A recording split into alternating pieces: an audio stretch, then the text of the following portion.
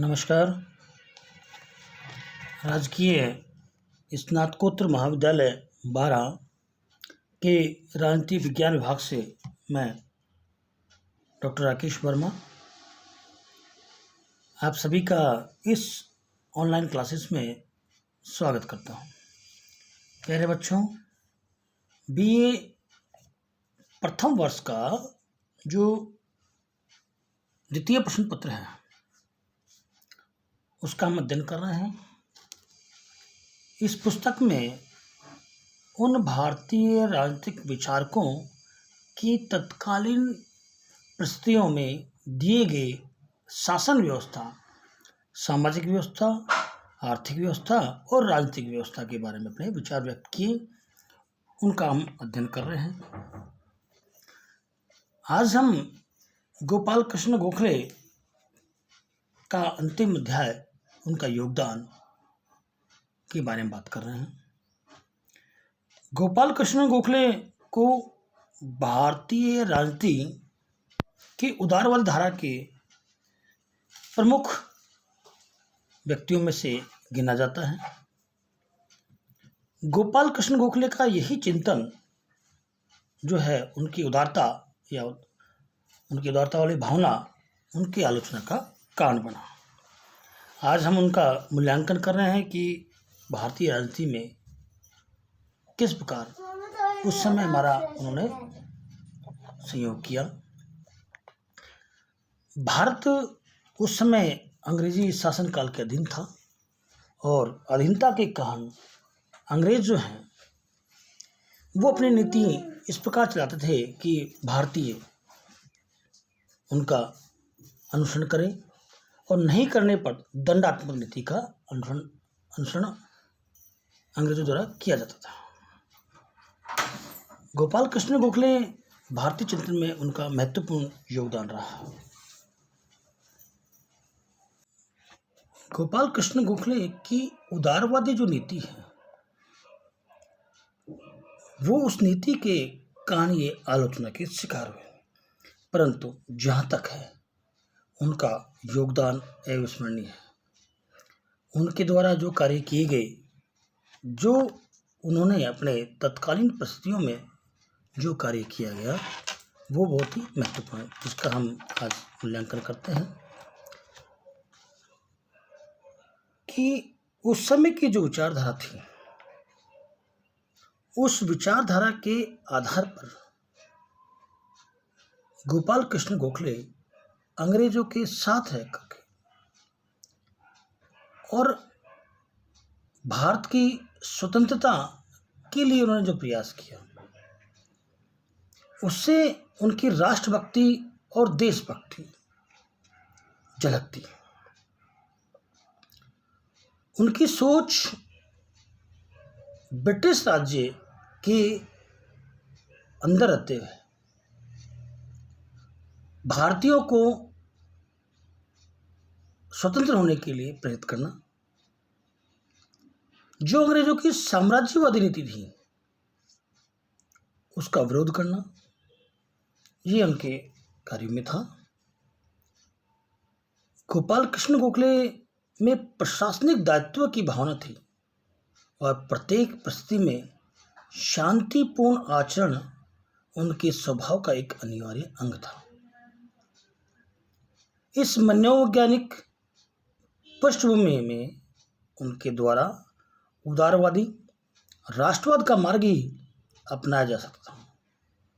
महत्वपूर्ण तथ्य यह है कि इस मार्ग को अपनाते हुए भी देश के लिए त्याग करने में वे किसी से पीछे नहीं थे। भारतीय राजनीति में उनके चिंतन और कार्यों की देन बहुत अधिक महत्वपूर्ण है।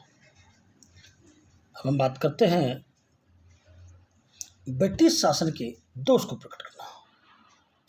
उन्होंने ब्रिटिश शासन की साम्राज्यवादी रवैये और नौकरशाही के हाथों में शक्ति के केंद्रीकरण की प्रबल आलोचना की।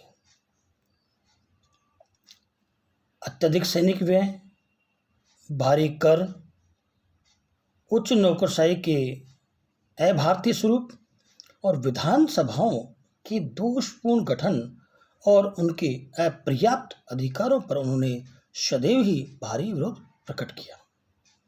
उन्होंने जिस प्रकार से ब्रिटिश शासन के दोष स्पष्ट किए, उससे भारतीय जनता को ब्रिटिश सरकार का विरोध करने की प्रेरणा मिली। इस प्रकार उदारवादी गोखले ने भविष्य के जन आंदोलन की पृष्ठभूमि तैयार की। अगला, भारतीयों को राजनीतिक शिक्षा देना। उनकी एक महत्वपूर्ण देन भारतीयों को राजनीतिक शिक्षा प्रदान करना था। उन्होंने भारतीय जनता को व्यक्तिगत स्वाधीनता और संस्थाओं की स्थापना जिसमें भारतीयों का प्रतिनिधि हो स्थापित करना और आर्थिक और सामाजिक सुधार, और अंत में उन्होंने जो स्वराज्य की मांग करने के लिए प्रेरित किया। उन्होंने भारतीय जनता में राजनीतिक प्रश्नों के प्रति जागृति उत्पन्न की। भारतीय राष्ट्रवाद के जनक, उन्होंने देशवासियों को शिक्षा दी कि वे सांप्रदायिक और प्रांतीय धरातलों से ऊपर उठकर सामान्य राष्ट्रीयता की भावना को अपने हृदय में विकसित करें। विकेंद्रीकरण का आग्रह। गोपाल कृष्ण गोखले भारतीय जो व्यवस्था चल रही थी उस समय, शासन व्यवस्था, उसके विकेंद्रीकरण का वो प्रबल समर्थक थे। सत्ता किसी के एक हाथ में नहीं होनी चाहिए, सत्ता का बंटवारा किया जाना चाहिए। उन्होंने भारत में प्रत्येक स्तर पर तथा आर्थिक एवं प्रशासनिक दोनों ही क्षेत्रों में विकेंद्रीकरण की आवश्यकता को पूरी गंभीरता के साथ व्यक्त किया। गोखले के राजनीतिक दूरदर्शिता का परिणाम इस तथ्य से मिलता है कि उन्होंने लोकतांत्रिक विकेंद्रीकरण की आवश्यकता बतलाते हुए अपने समय में जो योजना प्रस्तुत की थी वह आज भी भारत में पंचायती राज के संबंध में प्रशासनिक हो रही है। अगला, उपयोगी आर्थिक चिंतन। गोखले ने केवल राजनीति और इतिहास अर्थशास्त्र के बड़े प्रकांड विद्वान थे। उन्होंने सैनिक व्यय में कमी करने, भारतीयों को उच्च प्रशासनिक पद प्रदान करने, कर भार में कमी करने, कृषि में सुधार और औद्योगिक विकास पर बल देने की मांग की। देशभक्ति की आवश्यकता और आर्थिक कारणों से उन्होंने स्वदेशी के प्रयोग को राष्ट्रीय धर्म की संज्ञा दी। उनका आर्थिक चिंतन इस बात का परिचायक है कि उन्हें आर्थिक मामलों में स्पष्ट और गहरी दृष्टि प्राप्त थी। अगला, राजनीति का आध्यात्मिक। राजनीतिक चिंतन में गोखले की सबसे बड़ी और स्थायी देन राजनीति का आध्यात्मिकरण है। साध्य ही साधनों का औचित्य है। उन्होंने सदैव ही इस दृष्टिकोण का विरोध किया और इस बात पर बल दिया कि श्रेष्ठ साध्य की प्राप्ति के लिए श्रेष्ठ साधनों को ही अपनाया जाना चाहिए। उन्होंने सार्वजनिक नैतिकता के विकास और चरित्र निर्माण की आवश्यकता पर बल दिया। राजनीति को नैतिकता के साथ जोड़ने और चरित्र निर्माण की बात आज बहुत अधिक महत्वपूर्ण है। 1887 में इंग्लैंड में अपने प्रवास के दौरान अपने विश्वस्त समर्थकों से प्राप्त सूचना के आधार पर पूना में यूरोपियन सिपाहियों की जातियों के संबंध में मैनचेस्टर गार्जियन के संवाददाता को एक वक्तव्य दिया। भारत लौटने पर उन्हें मालूम हुआ कि उनका यह वक्तव्य तथ्यों पर आधारित नहीं है। तब नैतिकता का साहस परिचय देते हुए 4 अगस्त 1883 को दी मैनचेस्टर गार्जियन और दी टाइम्स ऑफ इंडिया में गोखले की क्षमा याचना प्रकाशित हुई।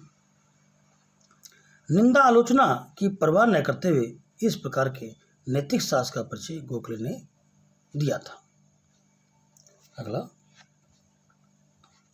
भारत सेवक समाज। भारत सेवक समाज की स्थापना इन्हीं के द्वारा हुई।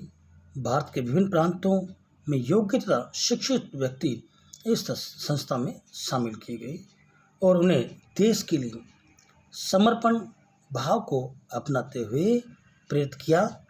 इस संस्था ने ही भारत को श्रीनिवास शास्त्री, जी के देवधर, NM जोशी, पंडित हृदयनाथ कुंजारू और अमृतलाल टक्कर जैसे देशभक्त हैं। इस संस्था के संविधान की प्रस्तावना में गोखले ने लिखा है कि अब हमारे काफ़ी देशवासियों को इस काम में धार्मिक भावना के साथ अपने आप को खपाने के लिए आगे बढ़ना चाहिए।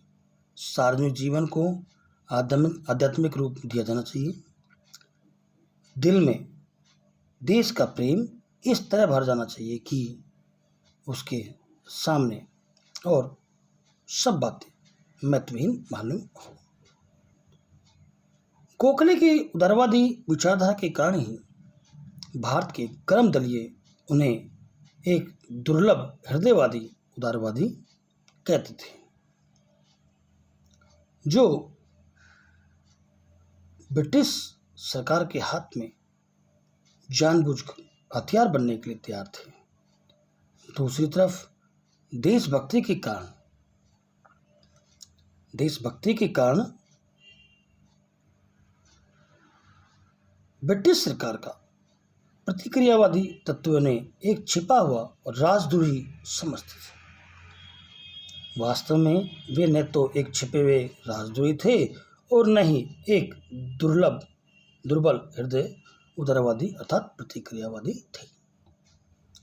उनके लगभग 30 वर्षों के देश सेवा के इतिहास के आधार पर यह निश्चित रूप से कहा जा सकता है कि वे किसी भी रूप में एक प्रतिक्रियावादी नहीं थे। वे एक रचनात्मक नेता थे जो भारतीय जनता के अधिकारों और स्वतंत्रता के लिए लड़ते थे, किंतु उनमें प्रशासनिक उत्तरदायित्व की भावना भी थी और वे भारत सरकार की कठिनाइयों को भी नज़रअंदाज करने के लिए तैयार नहीं थे।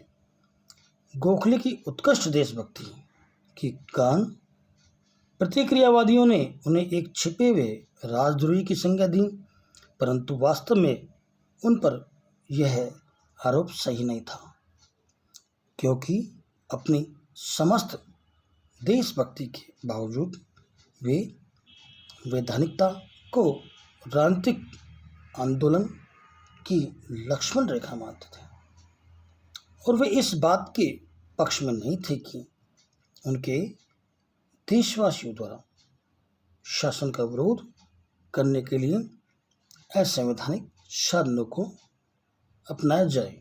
इसके अतिरिक्त वे ब्रिटिश शासन के उचित कार्यों की प्रशंसा करने से भी नहीं चूकते थे। डॉक्टर पट्टाभी ने गोखले के संबंध में लिखा है कि वास्तव में वे न तो दुर्बल हृदय उदारवादी थे और न ही छिपे हुए राजद्रोही। वे तो जनता और सरकार के बीच एक सच्चे माध्यम थे। वे जनता की आवश्यकताएं, इच्छाएं और आकांक्षाएं सरकार को बताते थे और सरकार की कठिनाइयां जनता तथा कांग्रेस के सम्मुख रखते थे। उनकी इस मध्यस्थता के कारण वे अनेक बार जनता और सरकार दोनों की अलोकप्रिय होते जाते थे, लेकिन वे इस अलोकप्रियता के से विचलित न होते हुए अपने विवेक के अनुसार भारत के सर्वोत्तम हित में कार्य करते थे। श्री मोतीलाल नेहरू ने अपने शब्दों में कहा कि गोखले स्वशासन के एक महान देवदूत थे। उन्होंने अपना जीवन उसी आदर्श के लिए समर्पित कर दिया जो उन्होंने अपने तथा अपने देशवासियों के सामने रखा था। तिलक के अनुसार वे भारत के रत्न थे। इस प्रकार आज की ऑनलाइन क्लासेस में इतना ही। आप सभी का इस ऑनलाइन क्लासेस में अध्ययन करने के लिए धन्यवाद। अगली कक्षा में आपसे पुनः मुलाकात होगी। Thanks of all. धन्यवाद। कोरोना महामारी है, इसका उपाय खोजा जा चुका है, परंतु फिर भी सुरक्षित रहें, सतर्क रहें। धन्यवाद।